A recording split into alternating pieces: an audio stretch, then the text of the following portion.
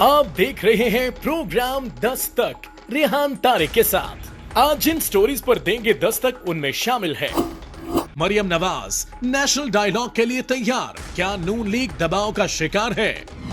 गंदम बहरान और बदइंतजामी, क्या नया स्कैंडल सामने आने को है? सऊदी अरब को कर्ज की वापसी पाकिस्तान कितना तैयार है? क्या गरीब होना जुर्म है? अस्सलाम वालेकुम, मैं हूं रेहान तारिक और आप देख रहे हैं दस्तक। मुज़ाकरात होंगे नहीं होंगे, अलहदगी में मुलाकातें नहीं होंगी, क़यादत को बताए बगैर एस्टैब्लिशमेंट से कोई मुलाकात नहीं होगी।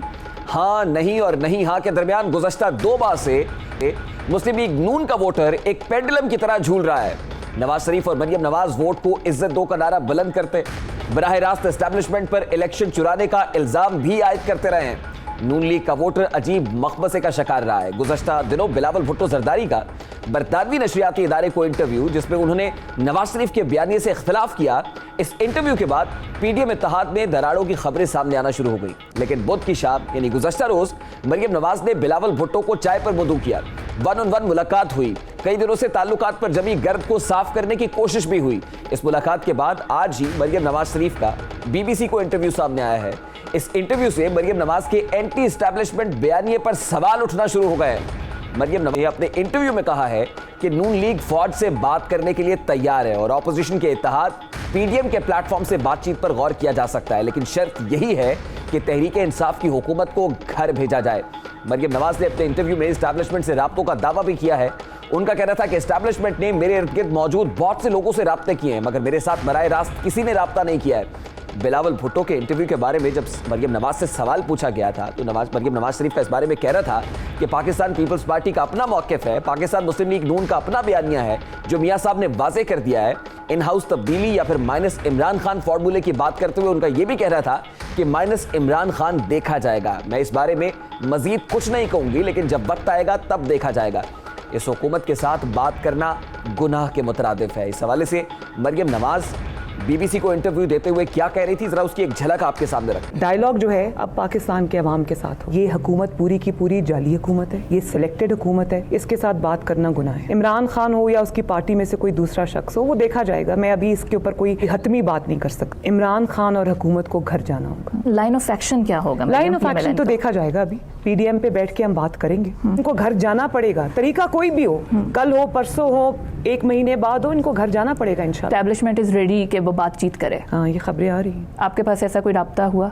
मेरे इर्द गिर्द लोगों से बहुत सारे ऐसे राब्ते, तो आप इससे डायरेक्टली नहीं। आप इन पे सीरियस थॉट्स आपकी हैं पीडीएम के प्लेटफॉर्म से भी और मैंने आपको अपनी थॉट बता दी है कि मैं किसी भी इदारे के खिलाफ नहीं हूँ, सिर्फ ये समझती हूँ हमने आगे बढ़ना है तो इस हुकूमत को और इस इमरान खान को घर जाना है। मरियम नवाज शरीफ जो माजी में एस्टैब्लिशमेंट और हुकूमत से मुज़ाकरात की मुखालिफ थी, खुद नवाज शरीफ अपने हर खिताब में इस तासुर की नफी करते रहे हैं, वो आज मुज़ाकरात की हामी कैसे हो गई हैं, इस मामले पर भी बात करेंगे। लेकिन इससे कबल मरियम नवाज शरीफ का माजी का मौक़िफ़ आपके सामने रखता है। डिनर का तो मुझे पता नहीं, शायद डिनर तो नहीं हुआ, मुझे भी सुनने में आया है गिलगित बल्तिस्तान का जो इशू है वो पॉलिटिकल इशू है, वो अवामी रिप्रेजेंटेटिव्स का इशू है, उनके सॉल्व करने का इशू है, उनकी मशावरत का इशू है। ये जो फैसले हैं ये पार्लियामेंट में होने चाहिए, ये जीएचक्यू में नहीं होने चाहिए। तो ये नवाज शरीफ साहब को इसका इल्म नहीं था? नहीं, मुझे इल्म का पता नहीं है कि उनको इल्म था या नहीं था, या उनको बाद में इल्म हुआ, लेकिन ना इन इशूज़ पे पॉलिटिकल क़यादत को बुलाना चाहिए, ना पॉलिटिकल क़यादत को जाना चाहिए। ये इशूज़ डिस्कस करने के लिए जिसने आना है वो पार्लियामेंट आए। मरियम नवाज शरीफ के इंटरव्यू के बाद हुकूमत की जानिब से शदीद रद्द-ए-अमल का इजहार किया गया। वफाकी वजीर रेलवे शेख रशीद अहमद का कहना था कि फौज और इदारों के पास नून लीग की सियासत पर लकीर खिंच चुकी है। नवाज शरीफ के बयानिए की कीमत नून लीग को अदा करना पड़ेगी। साथ ही उन्होंने इल्जाम आयद किया कि मरियम नवाज फौज को बराह रास्त मुदाखलत की दावत दे रही है। इस हवाले से वफाकी वजीर science and technology Fawad Chaudhry ने कहा है कि बुनियादी तौर पर मरियम नवाज यही कह रही हैं कि केसेस में उनकी जान छोड़ दें। उनका कहना है कि पहले तो ये लोग कह रहे थे कि अब बात नहीं होगी, ये किरदार खत्म होने चाहिए, अब कह रहे हैं कि बात करने को तैयार हैं। असद उमर ने भी इस हवाले से एक ट्वीट किया, वो ट्वीट आपके सामने रखेंगे, लेकिन उससे पहले फवाद चौधरी क्या कह रहे थे जरा उसकी एक झलक आपके सामने रखें। तो सवाल ये पैदा होता है ना कि मरियम नवाज और पीएमएलएन तो अपने नैरेटिव से, अपने बयानिए से पीछे हट गए ना। वो तो कह रहे थे कि हम बातचीत करने को तैयार ही नहीं है, वो तो कह रहे थे हम बातचीत करेंगे ही नहीं, और वो तो कह रहे थे कि ये किरदार जो है वो खत्म होने चाहिए। लेकिन इसका मतलब ये है कि आप तो खुद मान रही हैं कि आप लोग तो राब्ते में हैं, और आप तो ये कह रही हैं कि आप बातचीत करना चाहते हैं। अब सवाल ये पैदा होता है कि आपकी हम गुजरांवाला की, कोयटा की तकरीरों को नवाज शरीफ को पीडीएम का बयानिया माने, या फिर हम मरियम नवाज और जुबैर साहब और इनके बयानात को पीडीएम का बयानिया माने। तो मेरे ख्याल में एक तो इनको चाहिए कि अपने वालिद साहब के साथ जूम कॉन्फ्रेंस कर लें और वीडियो कॉन्फ्रेंस में बैठ के पता कर लें कि आखिर दोनों या शरीफ फैमिली चाहती क्या है, और उसके बाद अपनी पार्टी को उसके साथ में, फिर ही को इनके साथ बैठेगा। अभी तो इनका अपने पता नहीं चल रहा कि चाहते क्या। इस तमाम तर मामले पर फवाद चौधरी का मौक़िफ़ आपने जाना है। वफाकी वज़ीर असद उमर ने एक ट्वीट की और ट्वीट में कहा कि अच्छा हुआ कि जमहूरियत का जो जाली लिबादा उड़ा था वो उतर गया है, वोट को इज्जत दो का नारा दफन हुआ और इक़्तिदार की हवस खुलकर सामने आ गई है। आपको कब से समझा रहे हैं, ना इनका जमहूरियत से कोई ताल्लुक है, ना अवाम से। चोरी की दौलत बचाने की जंग है। इस हवाले से फिरदौस आशिक आवान साहिबा जो मुआविन ख़ुसूसी हैं वज़ीर आला पंजाब की, उन्होंने भी रद्द-ए-अमल दिया है मरियम नवाज साहिबा के इस इंटरव्यू पर। वो अपने रद्द-ए-अमल में क्या कह रही थी, फिरदौस आशिक आवान साहिबा का वो बयान भी आपके सामने रखता है। हमारी से ये कहूँगी कि न क्या पिद्दी और क्या पिद्दी का शोरबा, न 3 में न 13 में, और कैलबरी क्वीन जो है, जो सर्टिफाइड झूठी है, जिसको सुप्रीम कोर्ट जो है वो सर्टिफाइड झूठा एस्टेब्लिश कर चुका है, वो इदारों के दरमियान गलतफहमियां पैदा करने के लिए, इदारों को आपस में लड़ाने के लिए एक और साजिश लेके सामने आई है। और जिस अंदाज से उन्होंने पैंतरा बदला है वो इंडिकेट करता है कि उनका ये बयानिया कौमी सलामती के इदारों को मुतनाज़े बनाने का, अफवाज पाकिस्तान पे ताबड़तोड़ हमले करने का अवाम मुस्तरद कर चुके हैं। तो अब वो अपनी फेस सेविंग के लिए किसी न किसी चोर दरवाजे से वो ये अंदिया दे रही हैं कि मैं बातचीत के लिए तैयार हूँ। अब हुकूमती रद्द-ए-अमल के बाद कई अहम सवालात उठ रहे हैं। क्या मरियम नवाज और खुद नून लीग बयानिए का बोझ उठाने से कासिर है? क्या नून लीग इस वक्त दबाव में दिखाई दे रही है? क्या माजी में फौज से मुलाकातों से अपने कारकुनान को मना करने वाली क़यादत दरपर्दा मुज़ाकरात में मसरूफ है? मुस्लिम लीग की जानिब से मुलाकातें कौन कर रहा है और उन्हें क्या ऑफर कराई जा रही है? ऑप्शंस क्या है? इन तमाम तर सवालात का जवाब तलाश करते हैं। माजी में जब भी कोई लीगी रहनुमा नवाज शरीफ के बयानिए के खिलाफ कोई बात करता, किसी टीवी इंटरव्यू में मुतनाज़े बयानात दिए जाते, तो मरियम नवाज का एक ही जुमला होता था कि नवाज शरीफ के बयानिए का बोझ उठाना हर किसी के बस की बात नहीं है। लेकिन जब भी कोई मुश्किल मामला सामने आता तो मरियम नवाज का अंदाज बदल जाता। सवाल ये उठता है कि मरियम नवाज बयानिया बदलने पर मजबूर क्यों हुई है? क्या उन पर कोई दबाव है? लीगी क़यादत शहबाज शरीफ, शाहिद खाकान अब्बासी, हमजा शहबाज और दीगर के खिलाफ मुकदमात और केसेस की रफ्तार में तेजी आ रही है। दूसरी जानिब मुस्लिम लीग नून में दो मुतजाद बयानियों की पैरवी की खबरें तो काफ़ी अरसे से गर्दिश में हैं। कहा जा रहा था कि नून लीग के रहनुमाओं में से अक्सरियत ने नवाज शरीफ और मरियम नवाज की पॉलिसीज़ की मुखालिफत की थी, लेकिन उनको किसी बात को तवज्जो नहीं दी थी। मुस्लिम लीग नून में हम ख्याल और मुस्लिम लीग छोड़कर जाने वाले बाज़ रहनुमाओं का एक ऐसा ग्रुप भी है जो नई मुस्लिम लीग बनाने का ख्वाहिशमंद है और इसके लिए नए राब्तों का आगाज़ भी हो चुका है। ज़राए के मुताबिक सनाउल्लाह ज़हरी, अब्दुल कादिर बलोच, गौस अली इज़हा, इसी तरह जुल्फ़िकार अली खोसा और चौधरी निसार से राब्ते किए जा रहे हैं। इस हवाले से एजाजुल हक का किरदार इंतहाई अहम होगा। ज़राए बताते हैं, जिसका बरमला एतराफ़ मुताद्दिद लीगी रहनुमा निजी महाफिल में भी कर चुके हैं। क्या नून लीग की शिकस्त और रिख्त की खबरें मरियम नवाज शरीफ को बयानिया बदलने पर मजबूर कर रही हैं? क्या मरियम नवाज मुज़ाकरात के लिए पैगाम दे रही हैं? सितंबर में नवाज शरीफ ने एक ट्वीट की थी और ट्वीट के जरिए पार्टी रहनुमाओं को हिदायत जारी की कि आइंदा हमारी जमात का कोई रुकन अस्करी मुतल्लिका एजेंसीज के नुमाइंदों से नहीं मिलेगा। उन्होंने कहा कि जरूरी हुआ तो जमात की क़यादत की मंजूरी के साथ ऐसी हर मुलाकात ऐलानिया होगी, खुफिया नहीं होगी।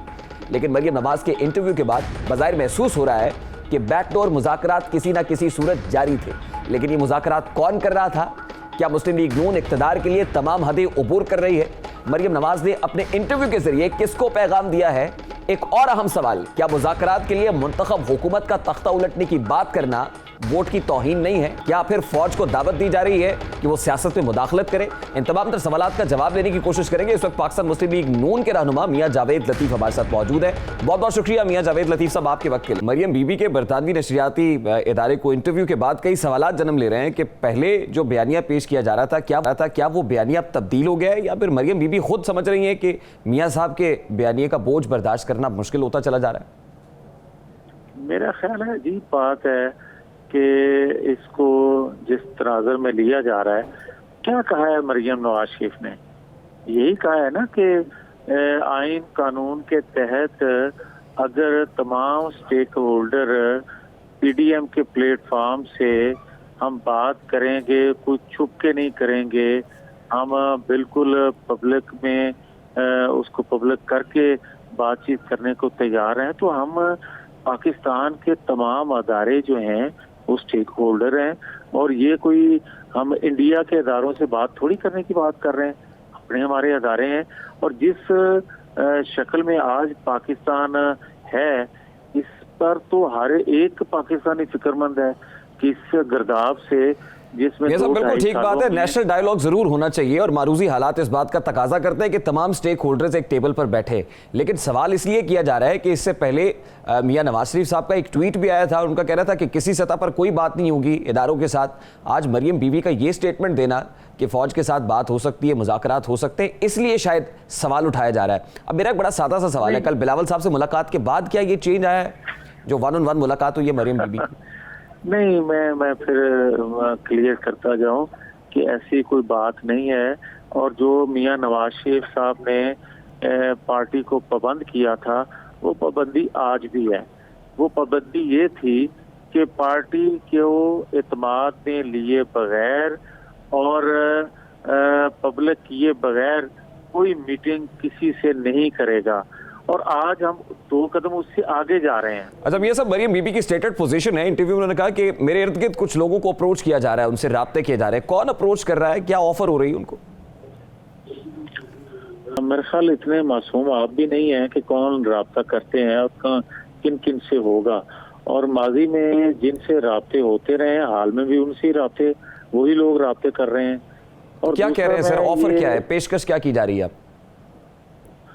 देखिए, जो बहुत से ऐसे लोग होते हैं जिनको ये कहा जाता है कि आप जमात के अंदर भी रहें और मौक़िफ़ भी हमारा पेश करें। जो कुछ लोग ऐसे होते हैं जिनको कहा जाता है कि थोड़ा हाथ हौला रखो। किसी को ये कहा जाएगा कि आप पर मुकदमात नहीं बनेंगे मगर जमात के अंदर रह के हमारी पॉलिसियों को फॉलो किया जाए या पॉलिसियां बनवाई जाएं। ये जदीद दौर है, उसमें अब नई टेक्निक इस्तेमाल की जा रही है। इससे पहले कभी ये नहीं था, बल्कि वफादारियां तब्दील करवाई जाती थी। अब जरा ये सब ये वही लोग तो नहीं है जो हाल ही में पार्टी से अलहदा भी हुए हैं, वो बलोच साहब हों, वो जहरी साहब हों या दीगर लोग जो पार्टी छोड़ रहे हैं, ये वही लोग तो नहीं है सर? मेरा ख्याल है कि आपको ये सवाल करने से पहले ये जरूर सोचना चाहिए था कि उनकी हैसियत क्या है। इसका मतलब है कि मरियम बीबी के करीब लोगों से राब्ते हो रहे हैं, जैसे मोहम्मद जुबैर साहब हैं, या आपसे राब्ता हुआ होगा? मेरे से तो किसी का राब्ता नहीं है, तो मुझे किसी नाम का भी नहीं पता, ये तो उनको पता होगा। मगर ये बात जो एक हकीकत है कि आज पूरे पाकिस्तान में, वो कराची से कोयटा तक हो, गिलगित बल्तिस्तान हो या सवात के लोग हों, सारे के सारे लोग इस बात पर मुत्फिक हैं कि अगर वोट चुराई हुई हुकूमत कोई बनी या बनाई जाए तो वो कभी अवाम के लिए कुछ करने की पोजीशन में नहीं होती। और इसीलिए आप ये कह रहे हैं कि हुकूमत को घर भेजकर मुज़ाकरात करेंगे, तो हुकूमत को घर भेजेंगे कैसे सर? हुकूमत जाएगी कैसे? जो मशरूत मुज़ाकरात कहे जा रहे हैं वो कैसे जाएगी? मेरी बात सुन लेना। अगर कोई आईनी तरीके से हुकूमत बनती है तो उसको घर भेजने के आईनी तरीके मौजूद होते हैं आइन में। मगर जो गैर आईनी तरीके से हुकूमत बनाई जाती है, फिर वो उसको भेजा भी उसी तरीके से जाता है। यानी हुकूमत का तख्ता उलटने की बात कर रहे हैं? मैं जो बात कर रहा हूँ, मेरी बात आपकी समझ में आ रही है। मैं आपको ये कहूँगा कि जो लेकर आते हैं गैर आईनी तरीके से, वो गैर आईनी तरीके से फिर उनको वापस भी लेकर जाते हैं, और माजी में होता रहा है ऐसा। ठीक है, यानी आप ये कह रहे हैं कि फौज इंटरवीन करे और पॉलिटिक्स में इंटरवीन करके, इंटरफेयर करके हुकूमत को घर भेजे, मुदाखलत की बात कर रहे हैं फौज की सियासत। मेरी बात सुने ना, मैं थर्ड अंपायर की बात नहीं कर रहा, मैं कोई ऐसी डिमांड नहीं कर रहा जो गैर आईनी हो। मैं तो आपसे ये कह रहा हूँ कि जब आप गैर आईनी तरीके से वोट के बगैर किसी को पॉलिसी साज या इंटरव्यू करने वाले लोग या वो सिलेक्शन कमेटी जो है वो किसी को ले आती है, तो उसके बाद गुंजाइश क्या रह जाती है। बिल्कुल ठीक है, बहुत बहुत शुक्रिया मियां जावेद लतीफ़ साहब आपके वक्त के लिए। इस वक्त पाकिस्तान तहरीक इंसाफ की रहनुमा आलिया हमजा साहिबा हमारे साथ मौजूद हैं। बहुत बहुत शुक्रिया आलिया साहबा आपके वक्त के लिए। सबसे पहले तो ये कहिएगा कि गुज़श्ता कई रोज़ से मरियम बीबी और बिलावल भुट्टो साहब खुद कह रहे हैं कि जनवरी तक हुकूमत नहीं होगी, और आज भी उन्होंने कहा है कि फौज से मुज़ाकरात होंगे, लेकिन हुकूमत के जाने के बाद। तो क्या हुकूमत पर कोई प्रेशर है? हुकूमत भी दबाव महसूस कर रही है और हुकूमत खुद को जाता हुआ देख रही है? बिस्मिल्लाहिर्रहमानिर्रहीम। थैंक यू, बड़ा पर्टिनेंट क्वेश्चन है। सबसे पहले तो मैं ये कहूंगी कि इन्होंने आज अपनी शिकस्त तो तस्लीम कर ली है। सबसे पहले तो नवाज शरीफ साहब ये कहते रहते और उन्होंने अपने पार्टी लीडर्स को भी ये कहा था कि आपने फौज के साथ बिल्कुल नहीं मिलना। आज एटलीस्ट ये मरियम बीबी का ये बयानिया तो आ गया है कि जी फौज से बात कर ले। वो जो भी कंडीशंस वो लगा रही हैं वो तो मतलब बड़ी इंटरेस्टिंग कंडीशंस हैं, लेकिन सबसे बड़ी बात तो ये है कि एक दफा उन्होंने जिसे यू टर्न कह ले, अपनी बात से यू टर्न ले लिया है, और ये सबसे बड़ी। आलिया साहब, यू टर्न लेने वाला तो अजीम लीडर होता है। मरियम बीबी, इसका मतलब ये है कि आप एक्सेप्ट कर रही हैं कि यू टर्न लिया उन्होंने? बीबी की अजमत का तो बिल्कुल जी किसी को कोई शक ही नहीं होना चाहिए। वो एक मुजरिमा है, वो उसके अलावा आपको पता है वो जमानत पर है। किस तरह से जाली उन्होंने ट्रस्ट डीड दी हुई है, कैलबरी फॉन्ट, मतलब वो सबको नहीं भूलता। जो जो उनकी बातें हैं नहीं, लेकिन देखिए उन्होंने मशरूत मुज़ाकरात की बात की। उन्होंने कहना कि हुकूमत को घर भेजने के बाद ही मुज़ाकरात हो सकते हैं, सिलेक्टेड हुकूमत जाएगी तो फिर को बात होगी। इस हवाले से तो she is very clear about it. मैं आपको ये बता रही हूँ, उनकी एक इंटरव्यू था जिस इंटरव्यू के अंदर उन्होंने किस तरह के संगीन इल्जामात लगाए थे। मतलब मैं एज खातून वो इल्जामात रिपीट नहीं करना चाहती। एक दिन अंदर उन इल्जामात से आज वो आ गई हैं एनआरओ मांगने पर। ये जो मिलते तरले प्रोग्राम ना, हम जब कहते थे ना सबको कि इन्हें सिर्फ एक एनआरओ दे दो, हुकूमत भी रह जाएगी, सब कुछ हो जाएगा। अब वो बेसिकली कह क्या रहे हैं? बेसिकली तो वो ये कह रही है जी पहले फौज मुंतखब हुकूमत को घर भेजे, फिर फौज हमसे बात करे, फिर फौज हमें हुकूमत दे, के बाद फौज अपना किरदार खत्म करके अगले 5 साल के लिए हमें फिर हुकूमत दे दे। यानी उन नहीं आलिया साहबा, देखिए नेशनल डायलॉग की जरूरत तो पाकिस्तान तहरीक इंसाफ के हम जोमा भी महसूस कर रहे हैं ना। फवाद चौधरी साहब ने भी कहा, दीगर भी कहते हैं कि नेशनल डायलॉग वक्त की जरूरत है, होना चाहिए। तो अगर वो डायलॉग की बात कर रहे हैं तो फिर पाकिस्तान तहरीक इंसाफ हुकूमत उसको इस तरह से क्यों देख रही है? मैं सिर्फ एक बात बता दूं, ये सिर्फ एनआरओ है। मैं तो इसके बारे में सिर्फ कह सकती हूँ, एनआरओ लेने तरले कर रहे, वही बात है। वही पहले दिन से हम ये कह रहे थे, इन्होंने ये आए आपने देखा था जिस तरह से। तो आलिया साहब फिर मुझे बताइए ना कि हुकूमत क्या चाहती है कि ऑपोजिशन जो पीडीएम के प्लेटफॉर्म पर मुत्तहिद है, क्या वो ऑपोजिशन अब सड़कों पर निकले, लॉन्ग मार्च करे, धरना दे, इस्लामाबाद का रुख करे, क्या करे? किसी जगह पर हुकूमत तो ऑपोजिशन को एंगेज नहीं कर रही है। ये इन्होंने मान ली है। इन्होंने फौज को गालियां देकर देख ली, इन्होंने फौज में बगावत का अंसर डालकर देख लिया, इन्होंने अपना हर हरबा आजमा कर देख लिया। मतलब आजाद बलोचिस्तान खत्म कर दो, बाढ़ उखा दो, उर्दू जबान खत्म कर दो, उससे लेकर मतलब हर तरह की बगावत इन्होंने कोशिश की। अब तो इनके हाथ में कुछ है ही नहीं। ये बिल्कुल देखें, ये 3 चीजें थी आज, 3 चीजें ये उन्होंने अपना पहली बात तो ये शिकस्त तस्लीम कर ली है कि अब हम जो मर्जी कर ले, अभी हमें होना चाहिए। देखिए अंपायर की उंगली की बातें तो पाकिस्तान तहरीक इंसाफ भी करती थी। आपको याद होगा 126 रोजा धरना जिसमें आप अंपायर की उंगली खड़े होने का इंतजार करते थे, जिसमें आप ये कहते थे कि वजीर आजम को उठाकर वजीर आजम हाउस से बाहर ले आएंगे। देखिए मैं तो बड़ी इंटरेस्टिंग बात ये गुफ्तगू पाकिस्तान तहरीक इंसाफ को तो नहीं करनी चाहिए ना आलिया साहबा? जो क्रक्स ऑफ द होल ये जो आज इंटरव्यू था ना, मतलब मैं ये कहती हूँ इट्स सो इंटरेस्टिंग 3 चीजें जो मैं उस वक्त भी आपको कि एक इन्होंने एतराफ कर लिया कि ये जो मर्जी कर लें ये जो है मिलते तरले इन्होंने आखिर में कर लिया। उसके बाद इनके लिए जो एक खतरा है that is prime minister Imran Khan की। मतलब करप्शन केसेस या एनआरओ की बात नहीं की मरियम बीबी ने। नेशनल डायलॉग की अगर बात करते हैं, मुज़ाकरात की बात होती है तो उस पर भी रोकेंगे आप? देखिए, मरियम बीबी इस वक्त सिर्फ मिन्नते तरले करके अपने और अपने जो अब्बा हजूर जो मफरूर लंदन में बैठे हैं, सजा याफ्ता बाप बेटी दोनों मुजरिम हैं, वो सिर्फ अपने लिए NRO मांग रहे हैं। और उन्हें भी ये पता है कि फौज मुखालिफ बयानिया अवाम ने बुरी तरह से रिजेक्ट कर दिया है। सिर्फ ये एक चीज है कि अवाम ने उनको रिजेक्ट कर दिया है, उनकी जितनी बातें थी उनको रिजेक्ट कर दिया। ठीक है, बहुत बहुत शुक्रिया आपके वक्त के लिए। पाकिस्तान तहरीक इंसाफ की रहनुमा आलिया हमजा मलिक हमारे साथ मौजूद थी। गुफ्तगू आपने सुनी। एक ब्रेक लेंगे, जिसके बाद बात करेंगे कौमी खजाने को 105 अरब रुपए के झटके की। 105 अरब रुपए का झटका कौन कैसे दे रहा है, इस मामले को उठाएंगे इस ब्रेक के बाद। हमारे साथ रहिए।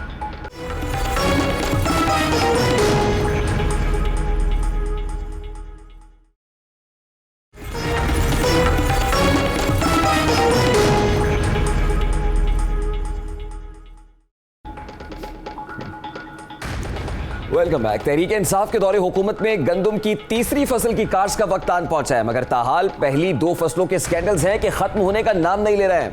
आज वजीर आजम पाकिस्तान इमरान खान ने नया पाकिस्तान सर्टिफिकेट लॉन्चिंग की तकरीब से खिताब किया। उन्होंने अपने खिताब में दावा किया कि आइंदा मुल्क में गंदम और चीनी का कोई बहरान पैदा नहीं होगा। साथ ही उन्होंने गंदम बहरान की बुनियादी वजह मौसमियाती तब्दीली को करार दे दिया।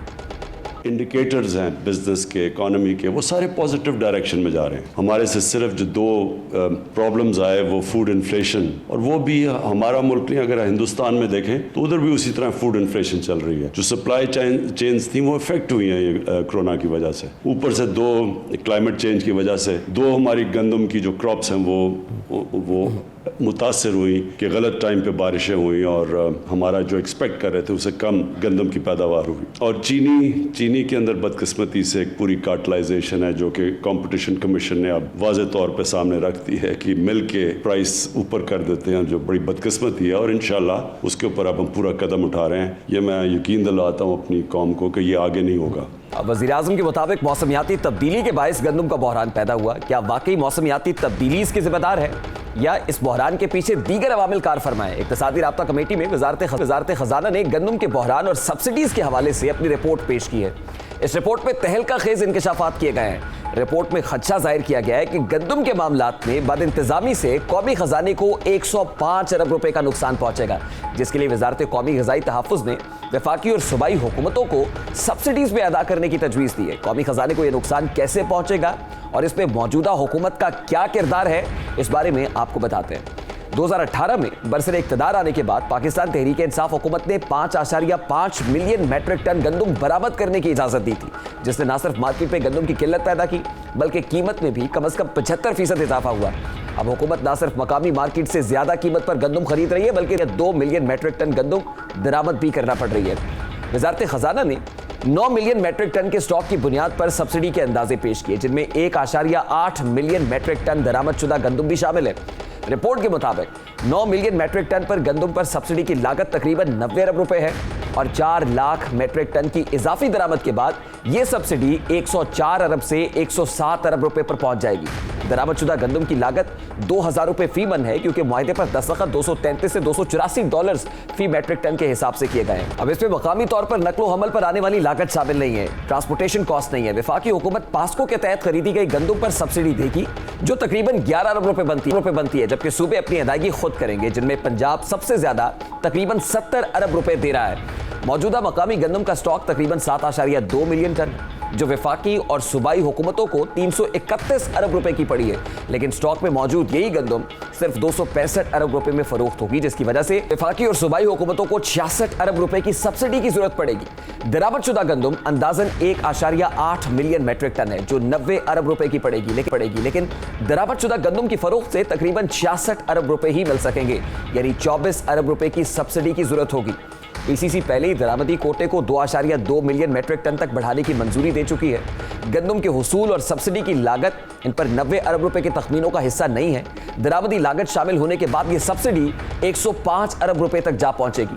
अब आपके सामने हमने पास्को, सूबाई हुकूमत और दरामद शुदा गंदम का जायजा पेश किया है, लेकिन सवाल यह उठता है कि इस वक्त सूबों के पास गंदम के ज़खायर की क्या सूरत हाल है, सूबे इन ज़खायर का इस्तेमाल कैसे कर रहे हैं और सूबों की सब्सिडी से कौमी खजाने को कितना नुकसान होगा।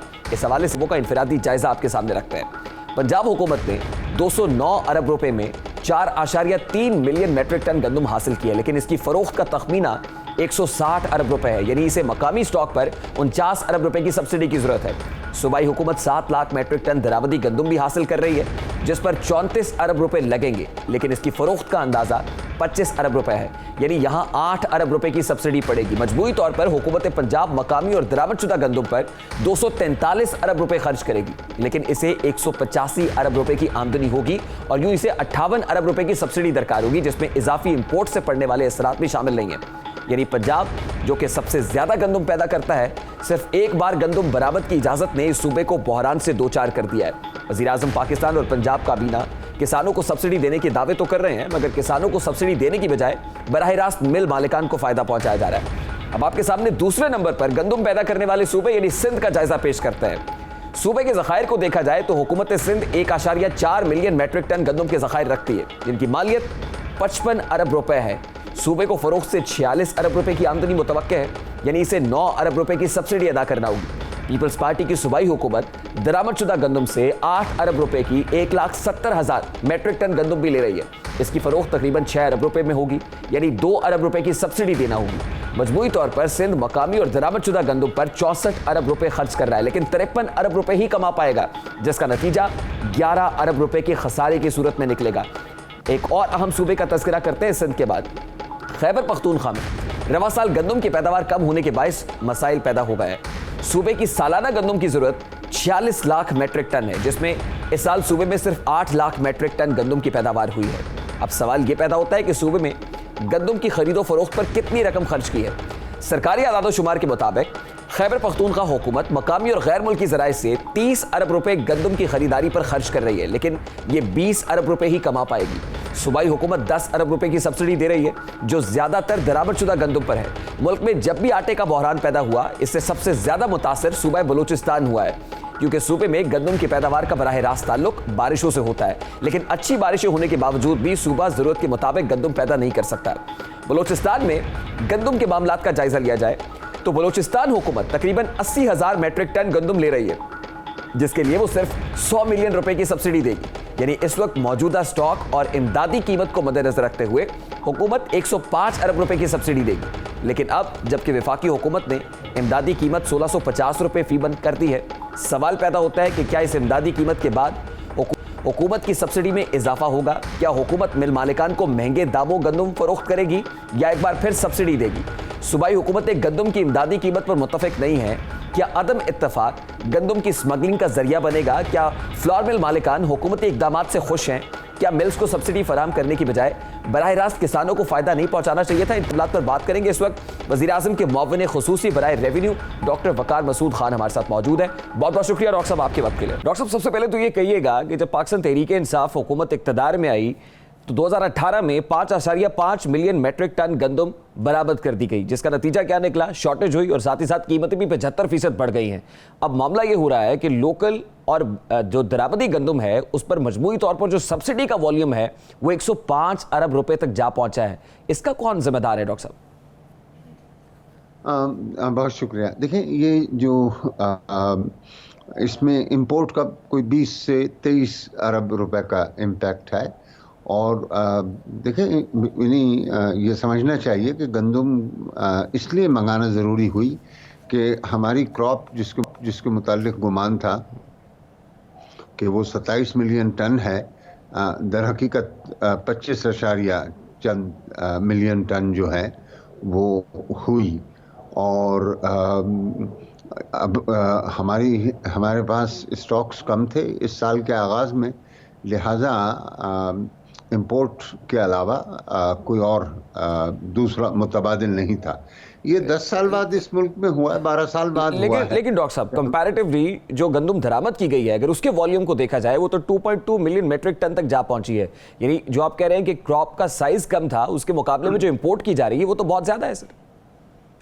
देखिए, कोई जो शॉर्टेज है वो 1.5 मिलियन टन की हमने उसका अंदाज़ा लगाया और उसके बाद हम चाह रहे हैं कि अगले सीज़न में जाने से पहले वाफिर मकदार में हम कुछ इजाफी गंदम भी ले लें, ताकि अगर खुदा न खास्ता जो मौसम की तब्दीलियां हो रही हैं दोनों सालों के अंदर हमारी गंदम मुतासिर हुई है तो हम ये चाहेंगे कि स्टॉक्स को भी बिल्ड करें, क्योंकि स्टॉक्स इस साल के आगाज़ में कम थे, तो लिहाजा हमने जो है कुछ इजाफी गंदम जो है वो दरामद की है।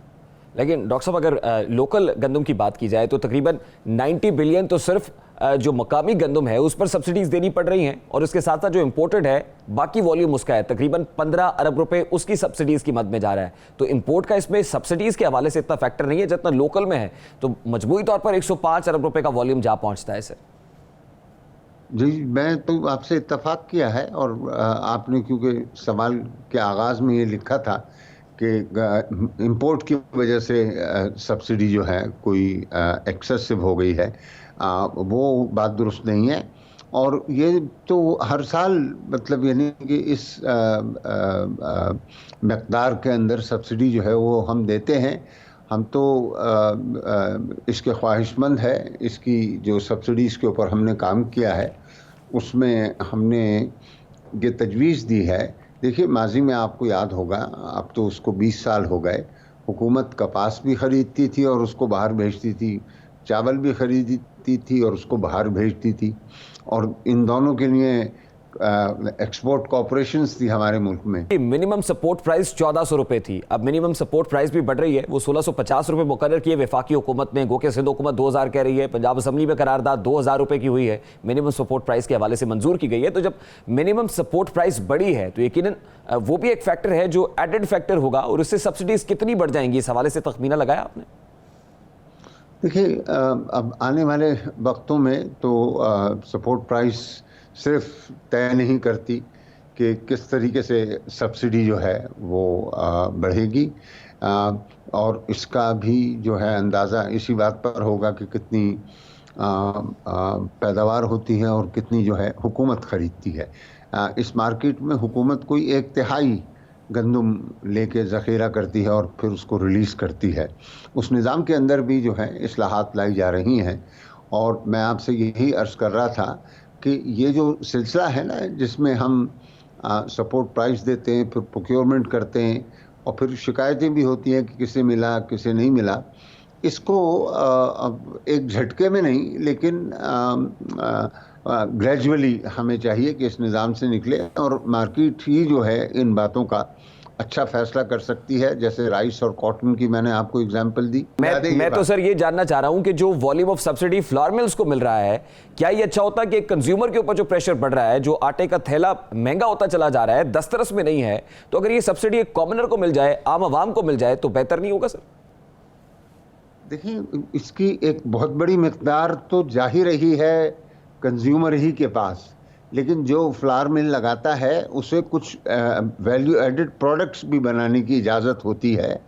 उसको हमने पहले वो 60, 65 और 35 था, उसको बेहतर करके 75 और 25 के ऊपर लेकर आ रहे हैं, और लोगों को ज़रूरत होती है फाइन आटा खाने की भी, तो वहाँ पर भी वो जाता है। लेकिन ये जो है रिवायतन चला चला आ रहा है ये सिलसिला, इसी से वायबिलिटी होती है। वरना अगर वो सिर्फ ये सरकारी गंदम ही जो है पीस कर आगे देगा तो ये सारा उसका ऑपरेशन जो है वायबल नहीं रहेगा, और फिर अगर फ्लावर मिल्स बंद हो गई तो फिर लोगों को आटे की बड़ी वो होगी। आप इस पे नज़र रखें ना कि गवर्नमेंट का जो आटा है वो लोगों की ज़रूरियात पूरी कर रहा है या नहीं।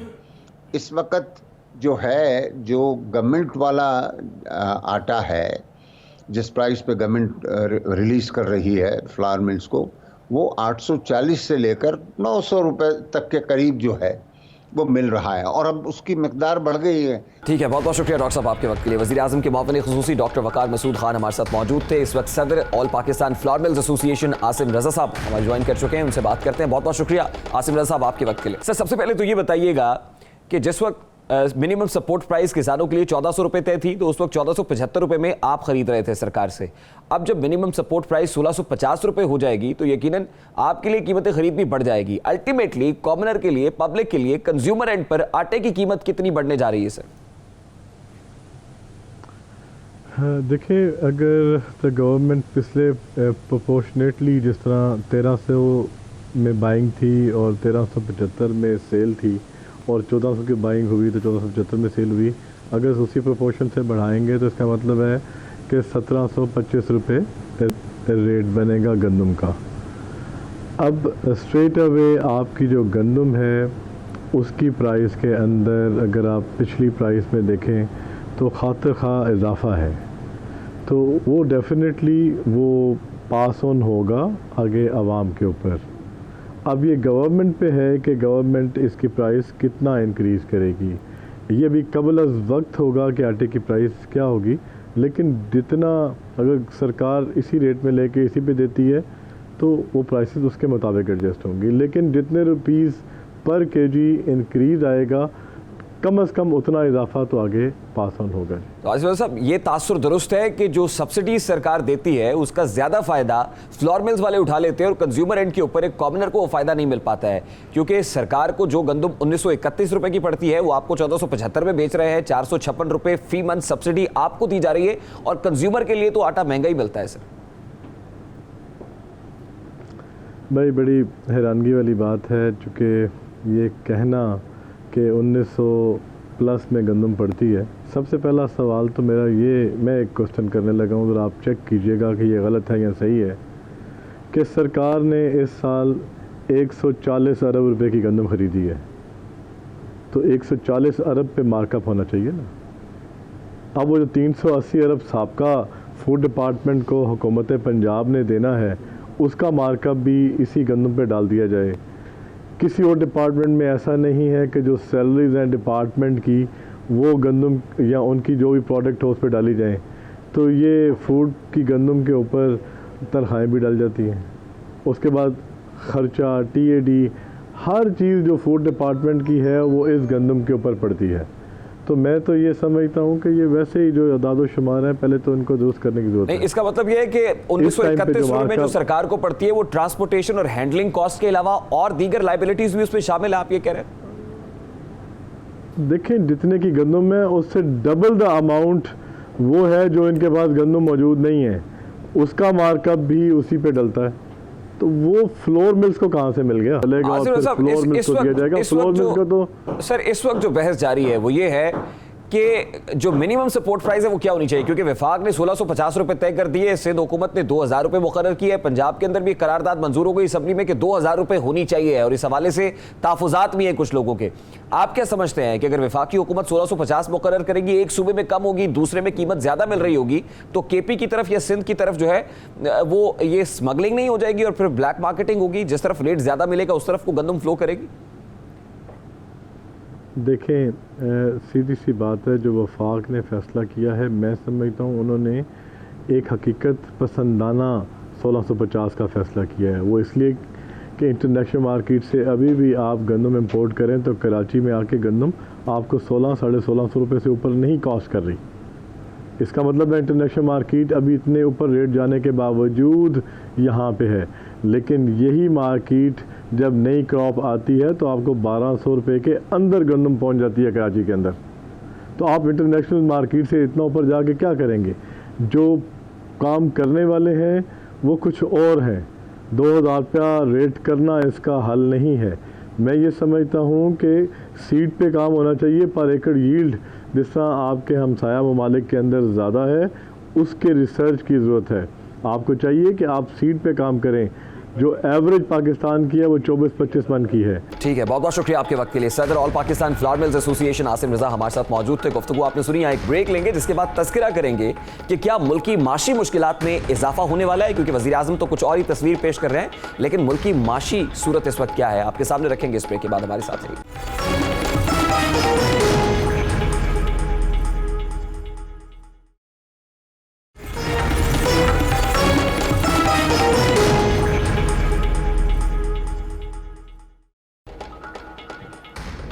Welcome back. इस्लामाबाद में नया पाकिस्तान सर्टिफिकेट लॉन्चिंग तकरीब से खिताब के दौरान वज़ीर आज़म पाकिस्तान इमरान खान ने कहा है कि मुझे फ़ख्र है कि माशी इस्लाहात से मुताल्लिक़ हमारी कोशिशों की बदौलत 17 बरस के बाद पिछली सवाही में हमारा करंट अकाउंट सरप्लस में चला गया है। साथ ही उन्होंने ये भी दावा किया कि मार्केट में डॉलर खर्च के बगैर रुपए की कदर मुस्तहकम हो रही है, माशी आशारिये मस्बत हैं। वो क्या कह रहे थे, सबसे पहले उसकी एक झलक आपके सामने। 17 साल के बाद पाकिस्तान का जो एक क्वार्टर के अंदर जो पिछला क्वार्टर गुजरा है उसमें हमारा करंट अकाउंट सरप्लस में चला गया।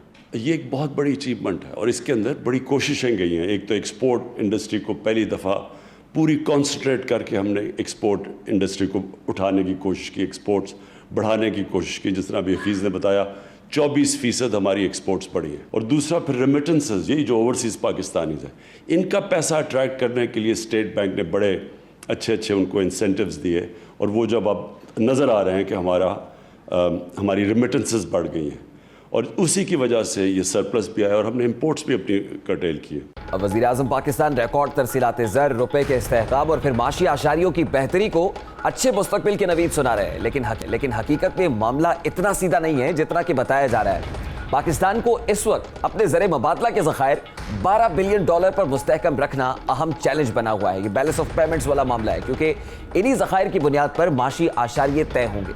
वज़ीर-ए-आज़म पाकिस्तान इमरान खान ने अगस्त 2018 में इक़्तिदार संभालते ही तूफ़ानी दौरे किए।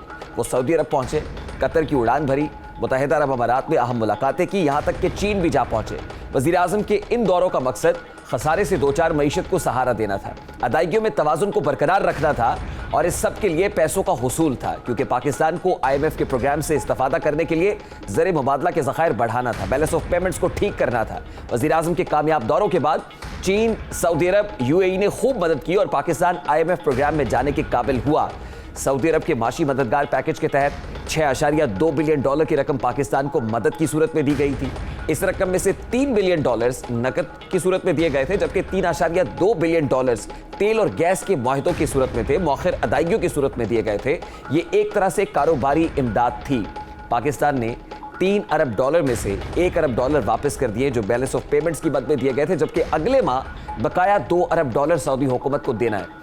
इस वक्त हुकूमत सऊदी अरब का कर्ज वापस लेने के लिए सर जोड़कर यकीनन बैठी हुई है। इस हवाले से मशावरत भी की जा रही है कि किस तरह ये कर्ज वापस किया जाएगा, क्योंकि IMF भी $6 अरब का प्रोग्राम रोके हुआ है। जो नेक्स्ट ट्रांच है वो दी नहीं जा रही है। इस हवाले से कड़ी शराइत भी हैं।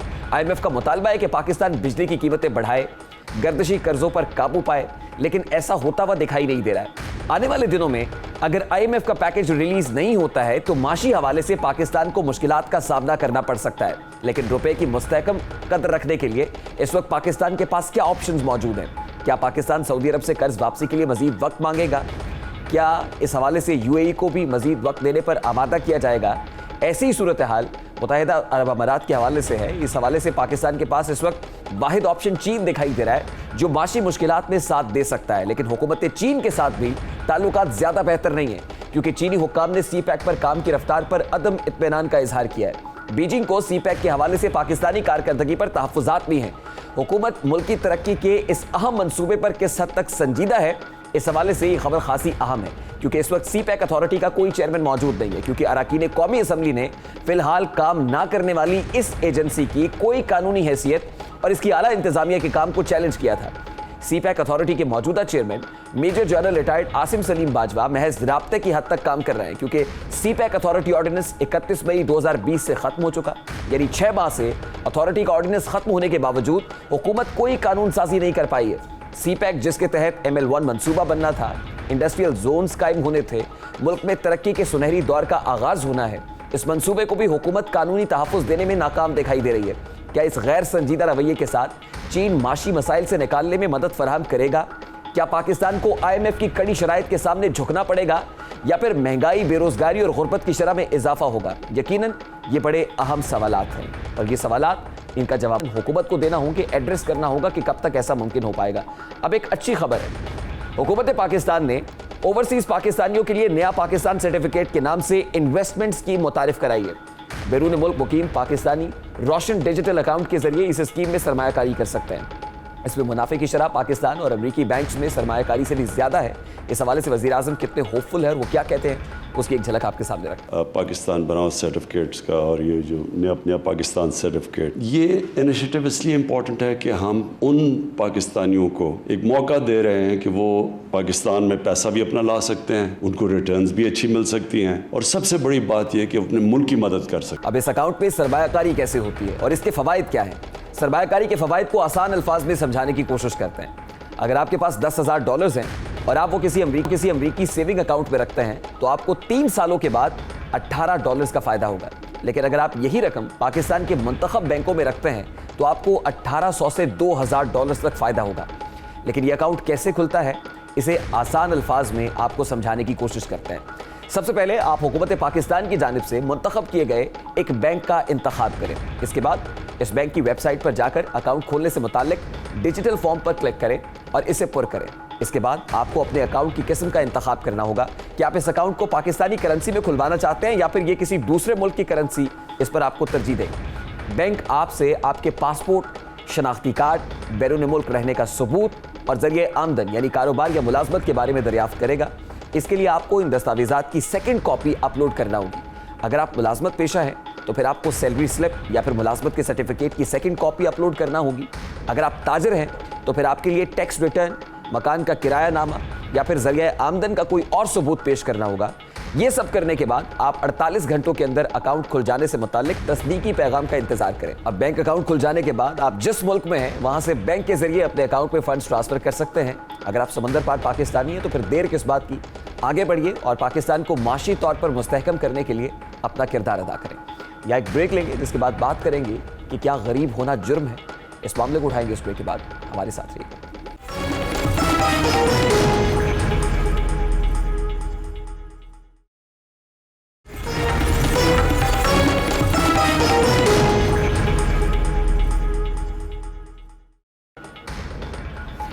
Welcome back. तलाशे मार्च के लिए कराची से कश्मीर पहुंचने वाली मां और बेटी के साथ पेश आने वाले वाक़े पर दिल खून के आंसू रो रहा है। एक मां जिसे नौकरी का झांसा दिया गया, जो नौकरी के लिए पहुंची तो उसके साथ दरिंदगी की वो इंतहा कर दी कि इंसानी रूह भी कांप उठे। मां को बर्बरियत का निशाना बनाया गया, लेकिन साथ ही उसकी आंखों के सामने 4 साला बच्ची के साथ भी ज्यादती की गई। मां के सामने बच्चों से सख्ती से बात कर दी जाए तो उसके कलेजे पे खंजर चल जाता है, और जिस मां के सामने, उसकी आंखों के सामने उसकी मासूम बच्ची के साथ दरिंदगी की, उसके कर्ब का अंदाजा कोई नर्म से नर्म दिल वाला भी नहीं लगा सकता। किस्सा यहीं पर खत्म नहीं होता है। मां को पैसों के एवज एक और शख्स को बेच डाला गया जिसने खातून के साथ दोबारा ज्यादती की। खातून ने पहले शख्स की मिन्नत समाजत की कि बेटी को वापस करते, लेकिन जालिम शख्स ने बेटी वापसी के लिए एक और खातून की डिमांड रख दी। खातून पुलिस के सामने पेश हुई, मुलजिम की डिमांड बताई, मुकदमे का इंदराज हुआ। पुलिस ने गिरफ्तारी के लिए कोशिशें शुरू कर दी, लेकिन एएसआई मोहम्मद बख्श ने मुलजिम की गिरफ्तारी के लिए अनोखा तरीक़ाकार इख्तियार किया। एएसआई घर गया, मुलजिम की गिरफ्तारी के लिए अपनी बेटी को रेपिस्ट के पास भेजा, मुलजिम को ट्रैप करके गिरफ्तार किया। लेकिन क्या मुलजिम को कानून के मुताबिक अब सज़ा मिलेगी? क्या हम दीगर वाक़यात की तरह इस वाक़े को भी भूल जाएंगे? आखिर कब तक हम हर जुल्म पर खामोश रहेंगे? यकीनन जिस फ़र्द पर जुल्म होता है वही इस कर्ब को महसूस करता है। ज़रूरत सब्र की है कि हम भी वो कर्ब महसूस करें और जुल्म को मज़ीद बढ़ने से रोकने के लिए अपना जिस हद तक हो सके किरदार अदा करें। अब एक और मामले की तरफ बढ़ते हैं। लाहौर में बढ़ती हुई स्मॉग के पेश नज़र महकमा सेहत ने शहरियों को बीमारियों और आंखों से मुताल्लिक मसाइल से खबरदार किया है, जबकि डॉक्टर्स ने लोगों को घर पर रहने की ताकीद की है, क्योंकि कोरोना वायरस से हलाकतों और नए इन्फेक्शंस में इजाफे के दौरान लाहौर में हवा का मयार खतरनाक सतह तक खराब हो गया है। शहर के नीम मतवसत इलाकों में एयर क्वालिटी इंडेक्स की अगर बात की जाए तो वो बढ़कर 750 हो गया है, जो कि तजवीज़ करदा सतह से 12 गुना ज़्यादा है। लाहौर में कोरोना वायरस के अदम फैलाव के लिए नाफिज लॉकडाउन की वजह से मार्च के बाद महीनों तक शहर आलूदगी से पाक रहा, लेकिन ये पाबंदी मई में ख़त्म कर दी गई थी, जिसमें सनती सरगर्मियों और मामूल के कारोबार शुरू हुए और फिर यूँ बतदरीज मयार आहिस्ता आहिस्ता ख़राब होता चला गया। लाहौर में कारें सबसे ज़्यादा हैं, आलूदगी का बाइस बन रही हैं, लेकिन इस शहर में आलूदगी के दीगर असबाब भी मौजूद हैं, जिसमें काबिल ज़िक्र जो फैक्ट्रियों का भूसा जलाया जाता है, स्टील्स बनाने वाली भट्टियाँ हैं, ईंटों के भट्टे शामिल हैं। इस वक्त लाहौर समेत पंजाब के बेशतर इलाकों में खांसी, गले में इन्फेक्शन और आंखों में जलन आम है, जिसकी बुनियादी वजह आलूदगी में इजाफा है। माहिरीन के मुताबिक आने वाले हफ्तों में सूरत हाल मजीद बिगड़ सकती है, ख़राब हो सकती है, क्योंकि लोग शहरों में कचरा जलाते हैं, जबकि काश्तकार फसल की कटाई के बाद रह जाने वाली जो जड़ें हैं वो भी जला देते हैं। ये मामला सिर्फ लाहौर की हद तक महदूद नहीं है, बल्कि एबटाबाद शहर में आलूदगी की सतह भी इंतहाई गैर सेहत बख्श दर्जे तक पहुँच चुकी है। यकीनन रेड लाइन क्रॉस हो रही है, एयर की क्वालिटी ख़राब हो रही है और ऐसे में कोरोना केसेस हैं उनके बढ़ने का अंदेशा भी है। शहर में कोविड-19 के केसेस में इजाफा हुआ है, क्योंकि जो इस हवाले से पार्टिकुलेट मैटर है हवा में वो बढ़ता चला जा रहा है और इस मर्ज को मजीद इंटेंसिफाई कर रहा है। और गुज़श्ता 24 घंटों के अंदर भी कोरोना केसेस में रिकॉर्ड इजाफा हुआ है और चेयरमैन एनडीए में लेफ्टिनेंट जनरल मोहम्मद अफजल भी कोरोना का शिकार हुए हैं। चेयरमैन एनडीए में ने कोरोना टेस्ट मस्बत आने के बाद खुद को क्वारंटाइन कर लिया है। जनरल रिटायर्ड मोहम्मद अफजल तमाम सरकारी उमूर घर से सरंजाम दे रहे हैं। यकीनन इस वक्त पहले से ज्यादा एहतियात की जरूरत है। कहा यह जा रहा है कि कोरोना की दूसरी लहर शायद पहली से शदीद होगी, इसलिए एहतियात कीजिए और महफूज रहिए। ये तो था आज का दस्तक। आपसे मुलाकात होगी इंशाल्लाह कल। अपना रखिएगा ख्याल। अल्लाह हाफ़िज़।